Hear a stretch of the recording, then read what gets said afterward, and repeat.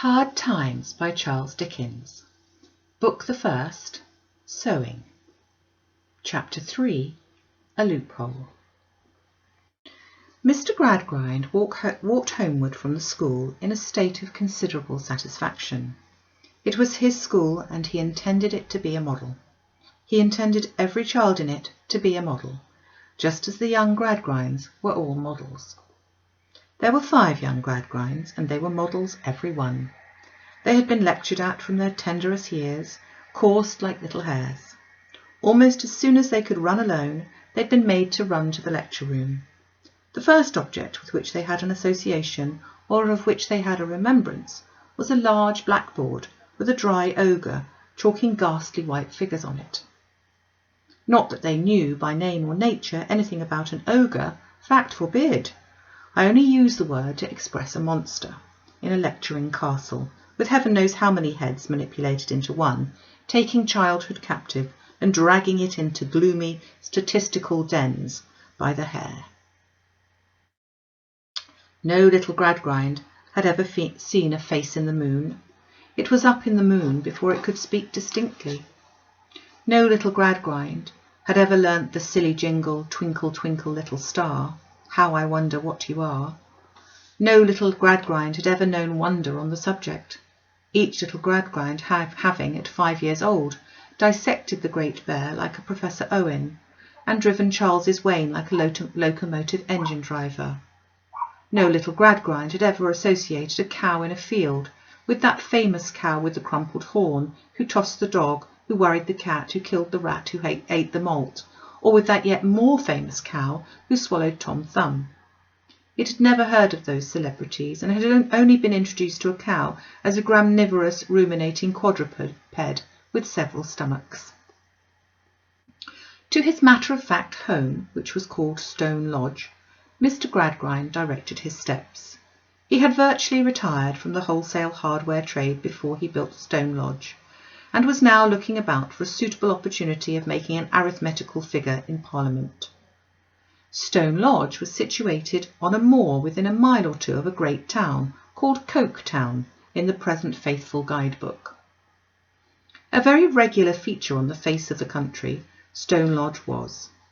Not the least disguise toned down or shaded off that uncompromising fact in the landscape, a great square house with a heavy portico darkening the principal windows as its master's heavy brows overshadowed his eyes. A calculated, cast-up, balanced and proved house. 6 windows on this side of the door, 6 on that side. A total of 12 in this wing, a total of 12 in the other wing. 24 carried over to the back wings. A lawn and garden and an infant avenue, all ruled straight like a botanical account book. Gas and ventilation, drainage and water service, all of the primest quality. Iron clamps and girders, fireproof from top to bottom, mechanical lifts for the housemaids with all their brushes and brooms, everything the heart could desire. Everything? Well, I suppose so. The little Gradgrinds had cabinets in various departments of science too. They had a little conchological cabinet, and a little metallurgical cabinet, and a little mineralogical cabinet, and the specimens were all arranged and labelled, and the bits of stone and ore looked as though they might have been broken from the parent substances by those tremendously hard instruments their own names. And to paraphrase the idle legend of Peter Piper, who had never found his way into their nursery. If the greedy little Gradgrinds grasped at more than this, what was it for, good gracious goodness sake, that the greedy little Gradgrinds grasped at? Their father walked on in a hopeful and satisfied frame of mind. He was an affectionate father after his manner, but he would probably have described himself, if he had been put, like Sissy Jupe, upon a definition, as an eminently practical father. He had a particular pride in the phrase eminently practical, which was considered to have a special application to him. Whatsoever the public meeting held in Coketown, and whatsoever the subject of such meeting, some Coketowner was sure to seize the occasion of alluding to his eminently practical friend, Gradgrind. This always pleased the eminently practical friend. He knew it to be his due, but his due was acceptable. He had reached the neutral ground upon the outskirts of the town, which was neither town nor country, and yet was either spoiled when his ears were invaded by the sound of music. The clashing and banging band attached to the horse-riding establishment, which had there set up its rest in a wooden pavilion, was in full bray. A flag, floating from the summit of the temple, proclaimed to mankind that it was Sleary's horse-riding which claimed their suffrages. Sleary himself, a stout modern statue with a money-box at its elbow in an ecclesiastical niche of the early Gothic architecture, took the money. Miss Josephine Sleary, as some very long and very narrow strips of printed bill announced, was then inaugurating the entertainments with her grateful equestrian Tyrolean flower act. Among the other pleasing but always strictly moral wonders which must be seen to be believed, Signor Jupe was that afternoon to elucidate the diverting accomplishments of his highly trained performing dog, Merrylegs. He was also to exhibit his astonishing feat of throwing 75 hundredweight in rapid succession, backhanded over his head, thus forming a fountain of solid iron in mid-air, a feat never before attempted in this or any other country, and which, having edified such rapturous plaudits from enthusiastic throngs, it cannot be withdrawn. The same Signor Jupe was to enliven the varied performances at frequent intervals with his chaste Shakespearean quips and retorts. Lastly, he was to wind them up by appearing in his favourite character of Mr. William Button of Tooley Street in the highly novel and laughable Hippo Comedietta of the Tailor's Journey to Brentford. Thomas Gradgrind took no heed of these trivialities, of course, but passed on as a practical man ought to pass on, either brushing the noisy insects from his thoughts or consigning them to the house of correction. But the turning of the road took him by the back of the booth, and at the back of the booth a number of children were congregated in a number of stealthy attitudes, striving to peep in at the hidden glories of the place. This brought him to a stop.